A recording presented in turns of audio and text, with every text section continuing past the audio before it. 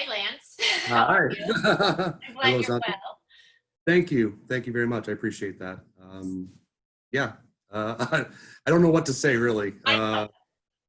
Well, I'll start with introducing myself.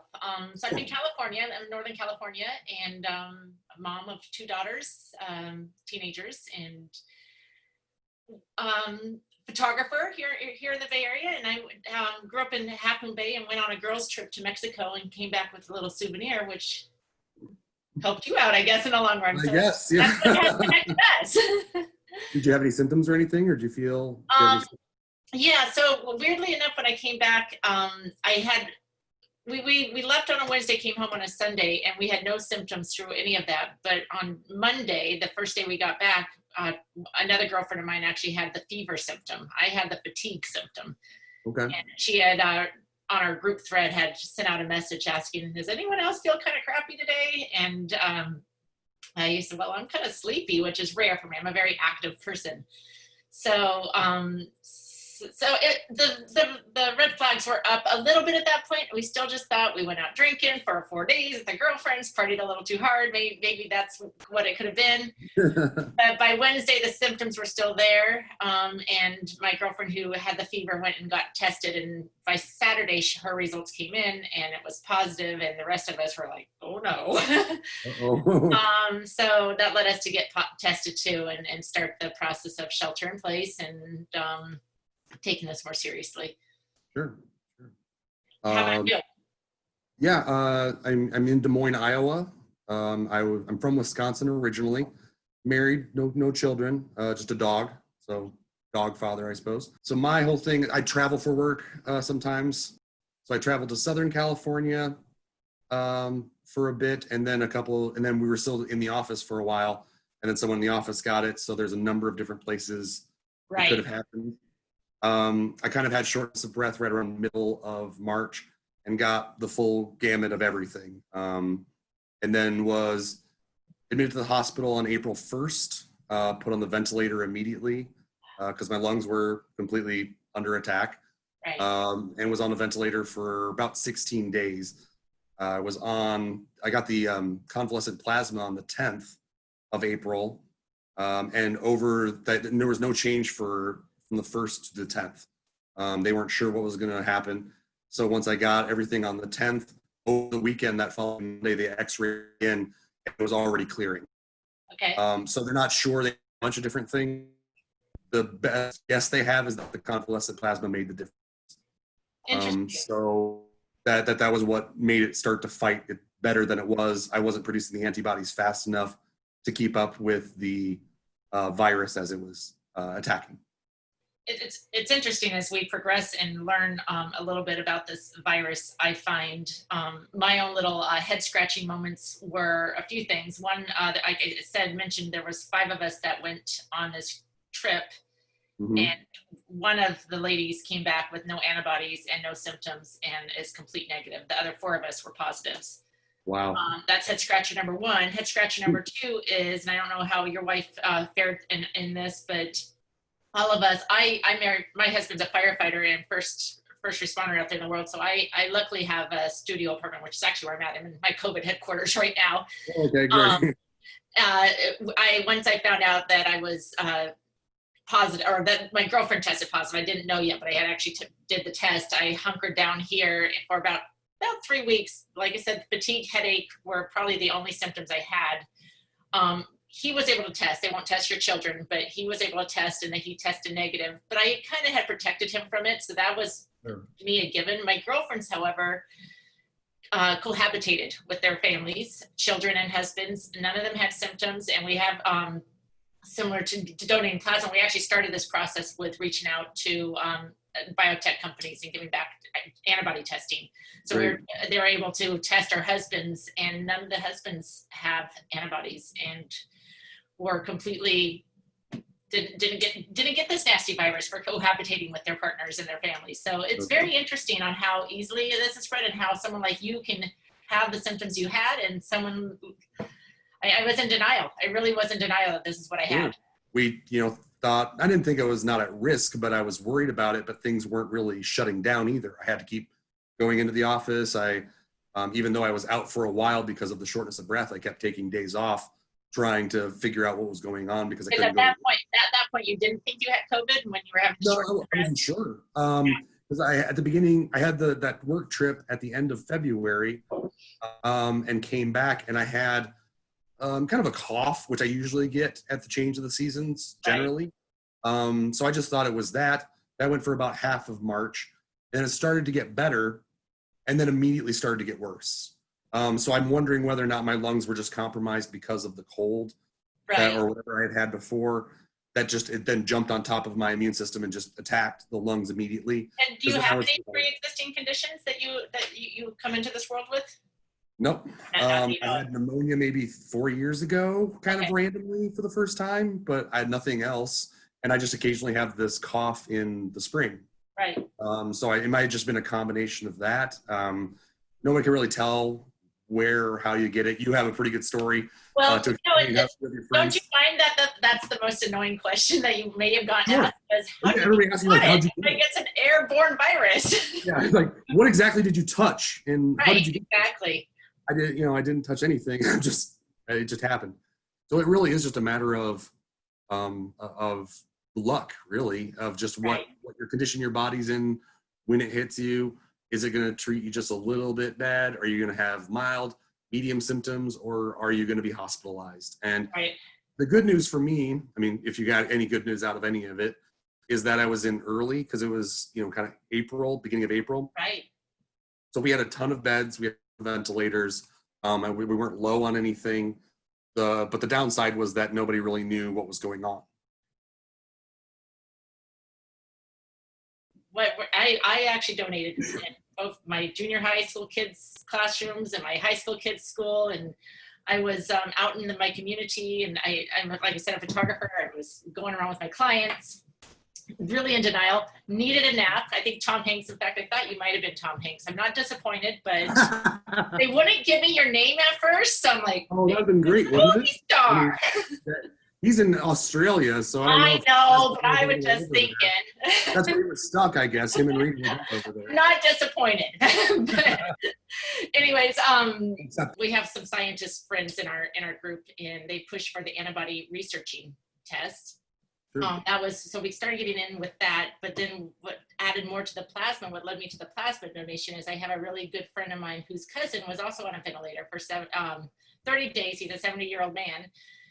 Down in Long Beach, I believe it was, and she's a scientist as well, and she researched all around and found Stanford as one of the first places that was doing this plasma donation for the COVID studies. And I think I was patient number 2 with donating the plasma, but I'd absolutely do it again. I'd actually, on purpose, knowing that I survived COVID as well as I did, get COVID. Not on purpose. I don't mean to do the COVID party chant, but I think the fact that I have a purpose on being sick and going through what I do to save a life and to save a human, a little bit of a low down day is so worth it. It really was. If that's the worst thing I had to deal with, I would do it over and over and over again. In fact, I was a little disappointed when they said I could only donate once a month, because I felt like now looking back on it, as your antibodies start slowing down about the 3rd month and they won't let me donate anymore. I wish that I could have donated a few more times.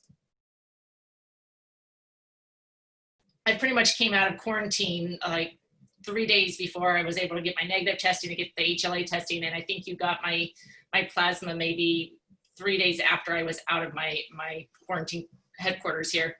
So I was pretty fresh with good antibodies to give back, and the sooner the better, than not to wait a month or 2 or to think about it down the road, because they do diminish in time. It's really strong. Make sure that you get right on it. I didn't know at the time. You're under a heavy amount of sedatives when you're on a ventilator. Not to say that I wasn't awake for periods of it, but it was something that they informed my wife about. And so she was like, the day that it was available, which I think was April 10th, they contacted my wife directly on, gave her a call, said, she's my, medical proxy and everything like that if I'm under. So they said, can we give him this? She talked to my parents, my mom's nurse, And they talked to her parents a little bit and then just made sure we knew what was going on. And she signed the agreement all digitally on her phone to give approval to get it to me. So I was under when it happened. I don't remember gaining it specifically at that time. Beyond that, when they kind of informed me as to what happened and what they think was, once I was able to come conscious again, and were telling me kind of how it got fixed, then yeah, of course I wondered, if there was a way to know who donated that to me, or if it's just lost in a system and it's just an anonymous number, and that sort of thing. So we kind of threw out the ideas a bit here, with LifeServe here in Iowa. And then we're saying, hey, we might be able to find who your donor was and to set up an interview like this. And I was, absolutely, I'll take part in that and whenever I can. So. Well, they said the lungs started to clear by that. They gave me to me on a Friday, and by that following Monday, my lungs were clearing. So that it was almost like within a couple of days that it was enough to make a difference. I donated on a Tuesday, April 7th. So if they gave them to on a Friday, I would think probably that. Like 3 days later, it came midway across the country and dropped in Iowa, and I got one of them. When I donated, and I have donated recently, I don't know if anybody told you that, but I donated July 3rd, right before July 4th weekend for the first time, because you have to wait a certain amount of time when you get a blood transfusion. So I had to wait till then before I could get it done. They called me about that pretty early, and then my wife ended up going up early because she wasn't able to get tested at all, but she's like, I think I had it, but I'm not sure. So they tested, LifeServe was able to test her quickly, get her the results almost immediately, and that same week she gave plasma first. So when I did mine, I was on there for about an hour and went through the process. I've always been a bit iffy about needles. I've tried to give blood before and have been unable to do so because it gets so tense, where I just couldn't do it. But then, of course, after being in the hospital and being poked and prodded the way I was for the time I was there, I've kind of dulled that fear of them quite a bit. So I was able to do the plasma. I was just sat there for an hour, listened to music, watched videos on my phone with headphones in. And maybe 50 minutes, give or take. That was one of the most important things to me.